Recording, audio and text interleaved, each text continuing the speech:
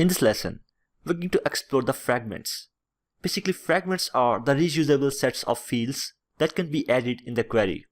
Let's say we want to retrieve the dataset for both the .NET Core repository as well as the WPF repository with the same fields. Now you'll see that there is a repetition here. These fields are same. So instead of using the fields, we need to use the fragments.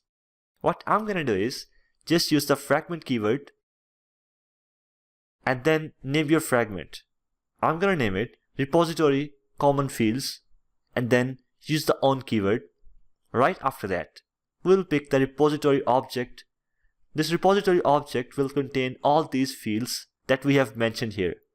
For the sake of clarity, let's go to the docs and click on the query.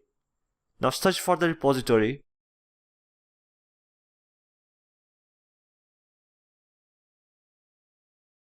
And here you can see all the fields of the repository.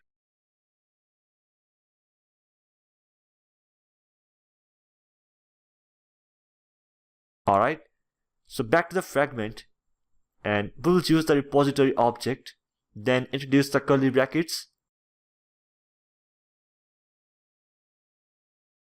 Then we'll just copy these fields and paste it inside our fragment. Now once we add the fragment, then we don't need to use the fields inside our query. So let's remove the fields from the query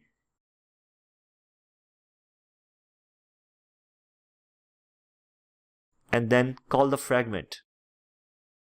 To call the fragment, let's use 3 dots, which is the syntax of calling fragments.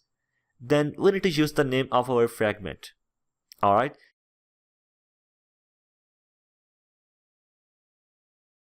Okay, now if we play this query, then we're getting the same result. But this time, our query looks much better because we have removed the repetition of fields.